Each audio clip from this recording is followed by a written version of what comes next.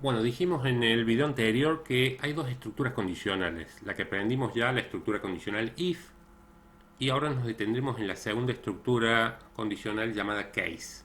Aprendimos que el if se empleaba cuando teníamos dos cursos de acción. Es decir, se evalúa una condición y se ejecutan diferentes bloques de sentencias según el resultado de la condición sea verdadero o falso. La estructura case es similar a la estructura if, solo que se puede establecer varias condiciones a cumplir.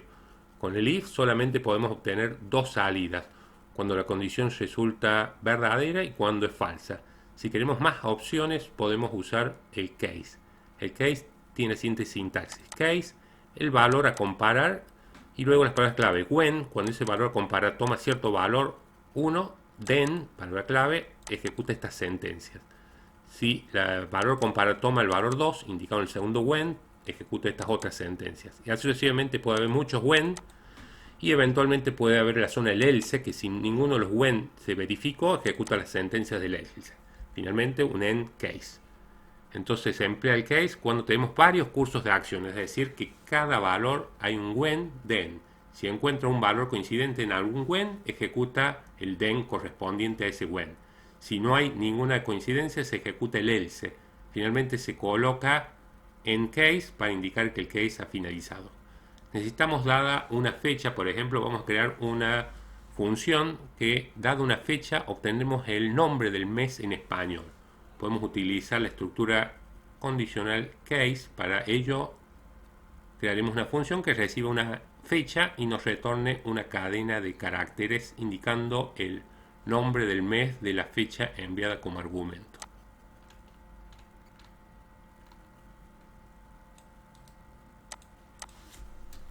Entonces acá está la sintaxis.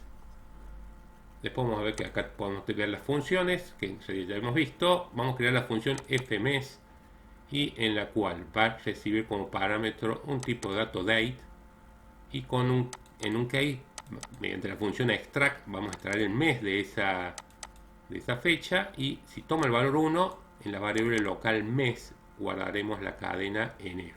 Si toma el valor 2, febrero, así sucesivamente. Si no toma ninguno de enero a noviembre, por el else asignamos diciembre. Acá en realidad no es obligatorio asignarle enero porque sabemos que va a entrar por algún when o eventualmente por el else. Creemos la función o la reemplacemos, porque en realidad si ya la tenemos la reemplaza, y probemos de llamarla sin acceder a una tabla en este caso, sino directamente usamos la tabla dual y ya le pasamos a la función fmes una fecha. Como vemos, nos devuelve octubre. Si lo hubiese pasado el 10 del 12, nos debería devolver diciembre. Bueno, la siguiente función recibe una fecha y retorna, vamos a hacer otra que nos devuelve en qué trimestre del año está, o sea que nos devuelve un valor 1, 2, 3 o 4. Entonces la función esta, vamos a ver, llega como parámetro una fecha y extraemos una variable local mes, el mes actual, el número del mes actual se está extrayendo.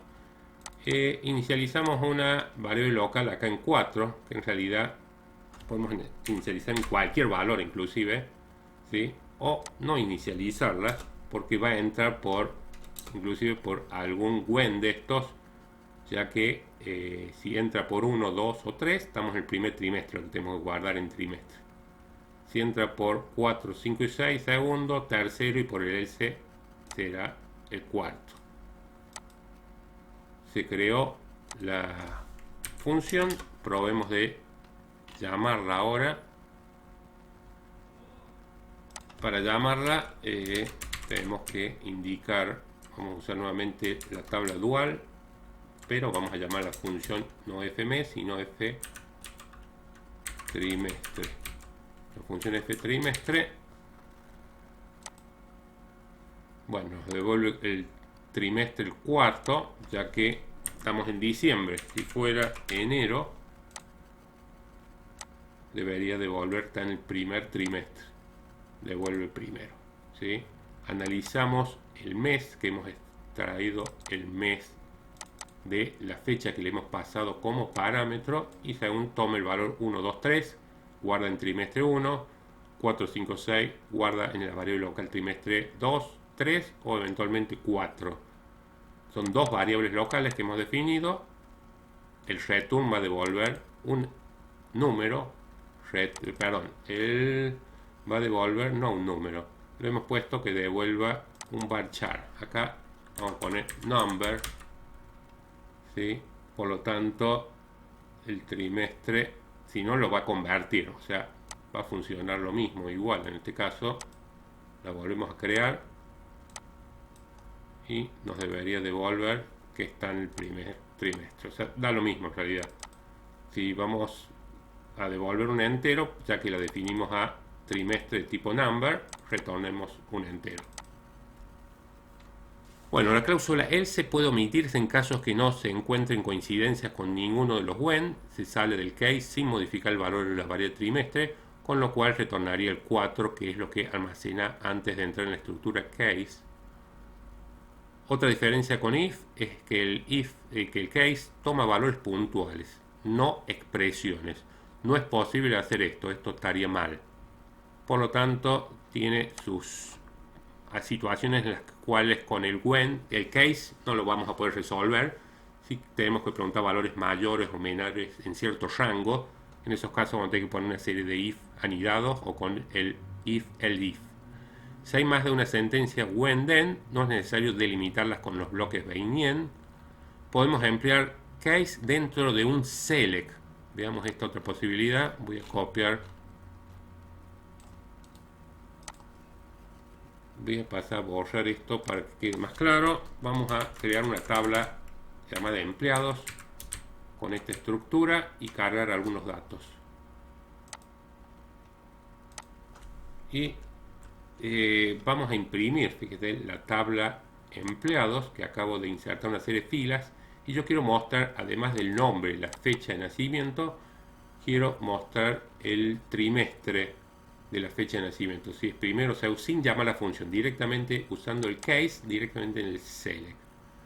Entonces disponemos case, extraemos el mes de la fecha de nacimiento y disponemos directamente when, si toma el valor 1, devuelva el 1, que va a ser el que va a imprimir el select. Probemos. Y ahí tenemos a qué trimestre pertenecen cada una de las fechas. A qué trimestre pertenece la fecha de nacimiento. Recordemos acá, el case directamente lo estamos utilizando en un select. Lleva en y no en case acá. Veamos otro problema distinto. Dice, vamos a trabajar con la tabla empleados. Elimina tabla y luego créela con la siguiente estructura. Y ¿qué es lo que pide? La empresa tiene política de festejar los cumpleaños de sus empleados. Bueno, estos son los mismos datos. Vamos a llegar hasta acá. Bueno, trabajamos la tabla de empleados, insertamos algunas filas de ejemplo. La empresa tiene por política festejar los cumpleaños de sus empleados cada mes. Si es de sexo femenino, se les regala un ramo de flores. Si no, una lapicera, si es sexo masculino. Realizar un select mostrando el nombre del empleado, el día de cumpleaños y una columna extra que muestre flores o lapiceras según el sexo del empleado, de todos los empleados que cumplen el año en el mes de agosto.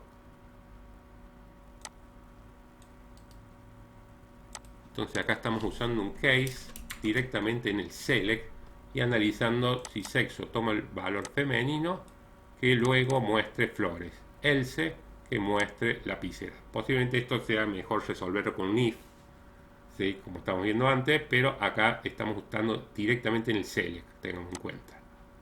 Entonces acá los que cumplen en el mes de agosto, que estamos viendo algunos que cumplen el mes de agosto, si son de sexo masculino muestra lapicera, son de sexo femenino muestra flores. Bueno, con esto hemos presentado la estructura condicional case.